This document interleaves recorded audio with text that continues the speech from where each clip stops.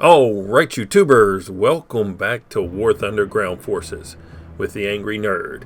And today I thought we would take a look at the German Ersatz M10. In times of war, elaborate disguises have been used many times to hide a combatant's true identity.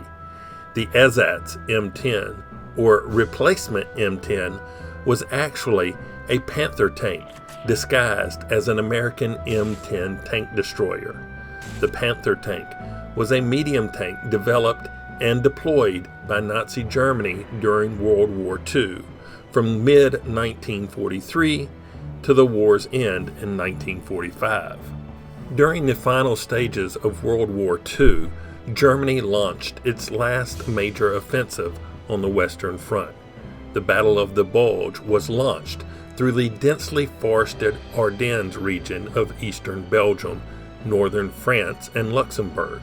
The battle lasted from December 16, 1944 to January 25, 1945. Operation Greif, German for Griffin, was a special operation commanded by Waffen-SS Commando Otto Skorzeny during the Battle of the Bulge.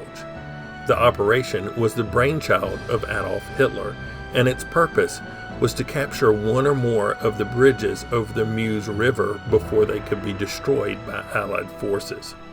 German soldiers wearing captured British and U.S. Army uniforms and using captured Allied vehicles were to cause confusion in the rear of Allied lines. Skorzeny was to form a special brigade, Panzer Brigade 150, to carry out this operation. Hitler informed him that he had decided this could be accomplished more quickly and with fewer losses if Skorzeny's men wore U.S. uniforms. Hitler also remarked that small units disguised in enemy uniforms could cause great confusion among the enemy by giving false orders, upsetting communications, and misdirecting troops. The timing of the Ardennes offensive meant that Skorzeny only had 5 or 6 weeks to recruit and train a brand new unit for the operation. Skorzeny submitted his plans for Panzer Brigade 150 within 4 days. He requested 3,300 men for the unit. On the 25th of October, an order was issued to every headquarters on the Western Front requesting suitable soldiers for the operation, with knowledge of the English language and the American dialect. The new brigade also needed U.S. Army vehicles, weapons, and uniforms. German Army Command in the West was asked to find the following captured vehicles: 15 tanks, 20 armored cars, 20 self-propelled guns, 100 jeeps, 40 motorcycles, and 120 trucks, as well as British and U.S. Army uniforms, all to be delivered to the brigade's training camp, which had been set up in Grafenwehr in eastern Bavaria. The equipment delivered fell well short of the requirements and included only 2 Sherman tanks in poor condition and 6 armored cars.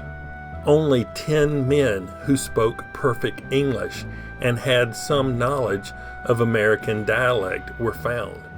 30 to 40 men who spoke English well but had no knowledge of slang. 120 to 150 who spoke English moderately well, and 200 or so who had learned English in school. He also recruited men from other units, including tank crews from panzer units, gunners from artillery units, and men from Special Operations Unit Battle Wing 200, which specialized in operating captured aircraft and equipment. A total of 2,500 men were eventually assembled in Grafenwehr, 800 less than he had hoped.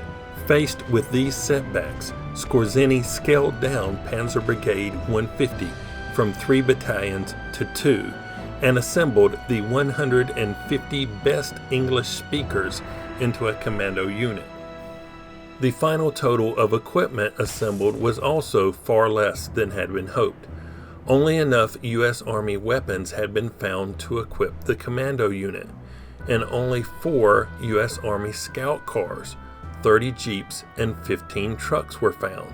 The difference was made up with German vehicles painted in U.S. olive drab with Allied markings. Only a single Sherman tank was operational, and the brigade's Panther tanks were disguised as M10 tank destroyers by removing their cupolas and disguising their hulls and turrets with thin sheet metal. Skorzeny was worried about friendly fire, so they implemented a plan to identify themselves by various methods, displaying a small yellow triangle at the rear of their vehicles, tanks keeping their guns pointed in the 9 o'clock position, troops wearing pink or blue scarves and removing their helmets, and flashes from blue or red torchlights at night. On the 14th of December, Panzer Brigade 150 was assembled near Bad Münstereifel, and on the afternoon of 16 December, it moved out, advancing behind 3 attacking panzer divisions, the 1st SS Panzer Division, the 12th SS Panzer Division, and the 12th Volksgrenadier Division, with the aim of moving around them when they reached High Fens. However, when the 1st SS Panzer Division failed to reach the start point within 2 days, Skorzeny realized that Operation Greif's initial aims were now doomed.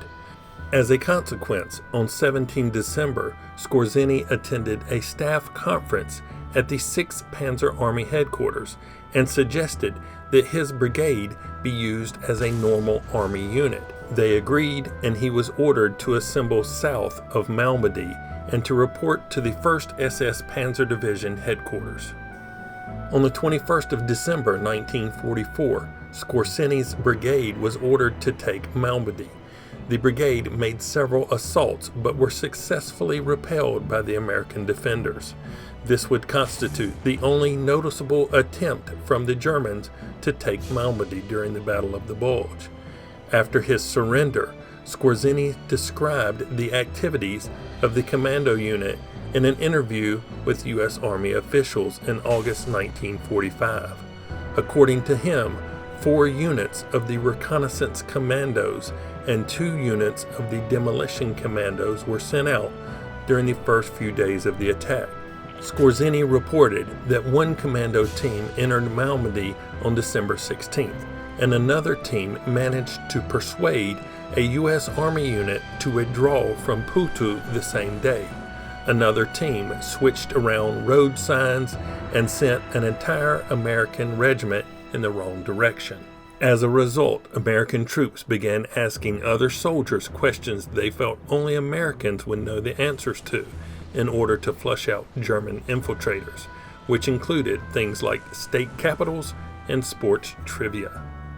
Now in War Thunder, the Ersatz M10 was a reward vehicle that was offered during the Festive Quest event from December 22, 2017 through January 22, 2018. And in arcade battles, it is a rank 3 medium tank with a battle rating of 5.7. It has a 1,336 horsepower engine propelling the 45.3-ton vehicle to a top speed of 38 miles per hour. It comes equipped with a 75mm KWK-42 cannon.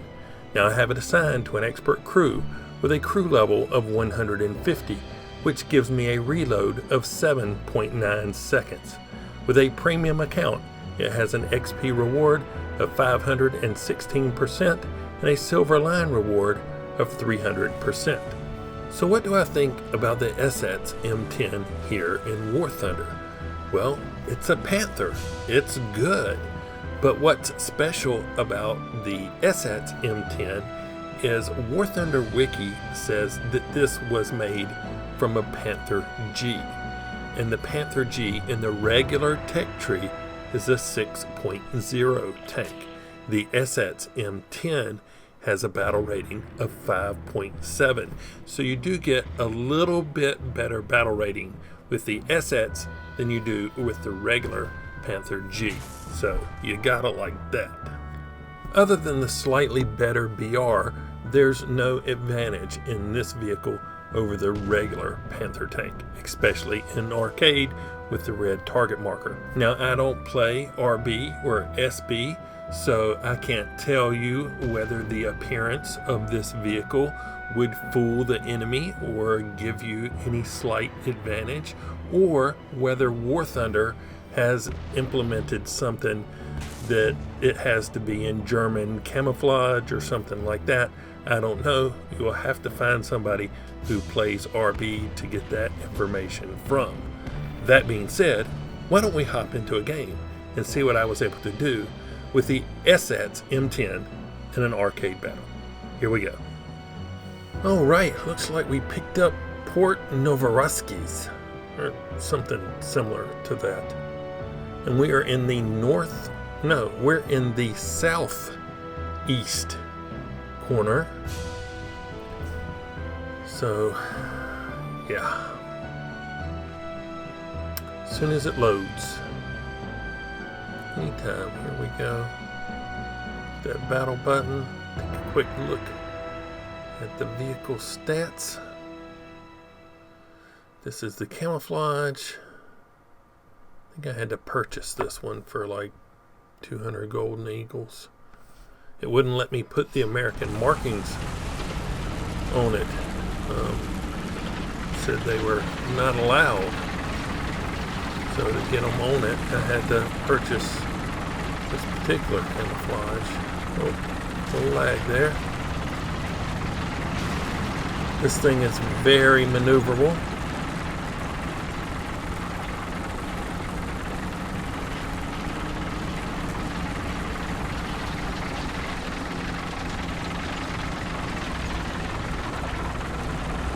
Just whizzed by him.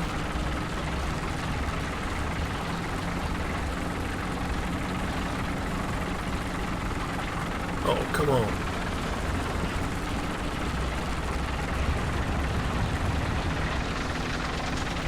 Alright, we're going to come in the second turn in here. Not this one, but this one right here. Oh, enemies, don't shoot me, don't shoot me. There we go. We use this little mound for cover. And, oh. You hit my optical port or something. Oh. You can see me. Oh, what is this? Boom! It's an IS-2. Fix the little optical sight. Or the machine gun or something. What is that? There we go. Was that through a window? Oh, the tree is falling, obstructing my view. There we go. Get out of here, tree.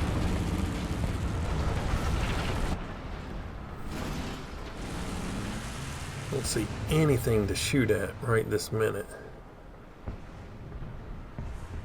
But there's a nice group of vehicles on the mini-map. And we have an air battle being offered to us.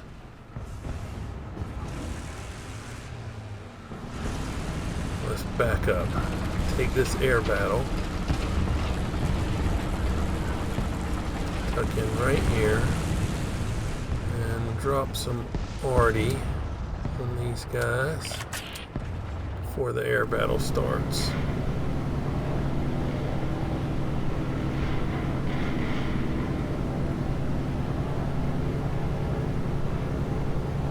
Don't see any enemy aircraft on the radar, I guess you would call it. So hopefully drop some bombs right on these. It's a cluster of vehicles right here.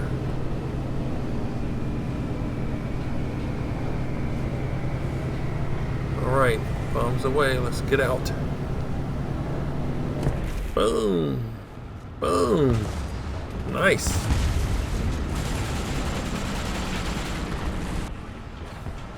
Oh, somebody's making a break. Coming right around the side here.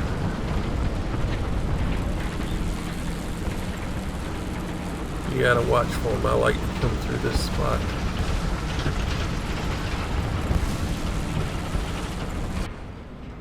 Boom.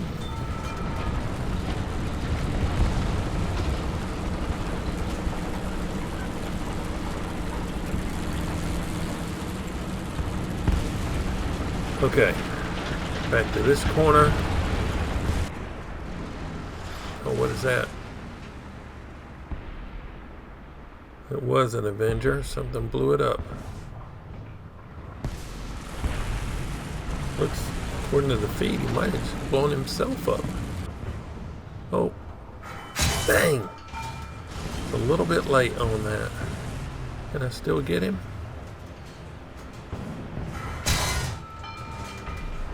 I can't get the drivers close to the building as I can get. Probably should have switched targets to that other vehicle, but let's see. Something down close to the end of the road. I can see it on the mini map. Oh, what is that?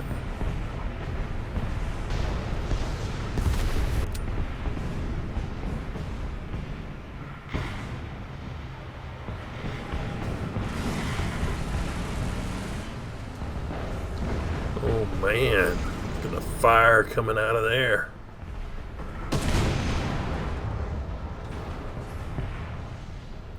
Whew. This game is pretty, man.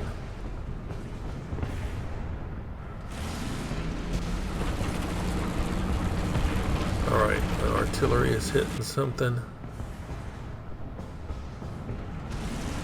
Alright, there's something coming up this road. Where is it at? Oh, there it is. Have to change my angle a little bit. Oh, I think I hit the building.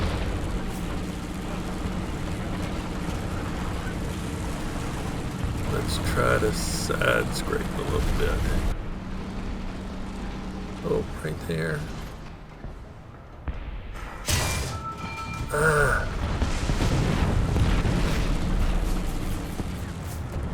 That piece of cinder block, a piece of rubble is getting in my way. Okay, we got a hit.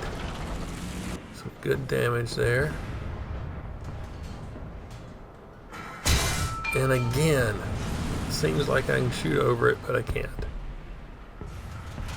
Let's see. There we go.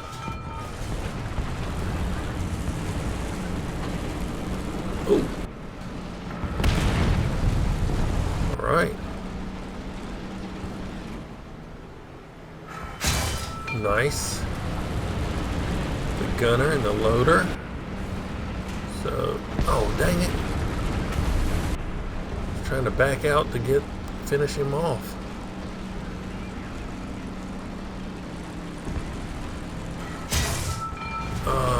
Hit the machine gun port.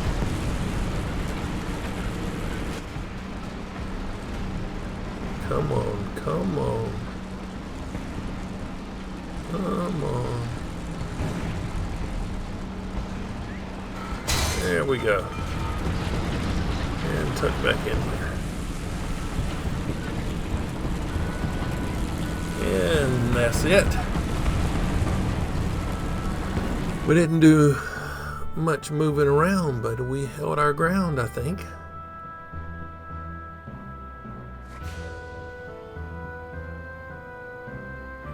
The mission was accomplished. Nice.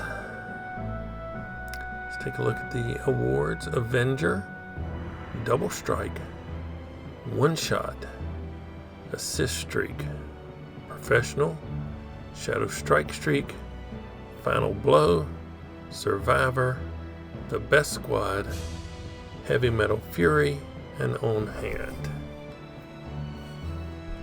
First place in the team, XP and credits, premium bonus, destroyed 8 ground targets, 2 of them in an airplane, so 6 with the tank. Not bad. 96% battle activity. There we are. We had a bunch of guys who didn't lose any vehicles this game. That's really, really good. So yeah, the Ersatz M10. If you have the time to put into some of these special events, you can get some really good, unique vehicles. But be aware, some of them are much better to look at than they are to play with. So anyway, if you've liked this look at the Ersatz M10, hit that like button. If you didn't, don't. Subscribe if you would. But as always, thanks for watching. I really appreciate it. Nerd out.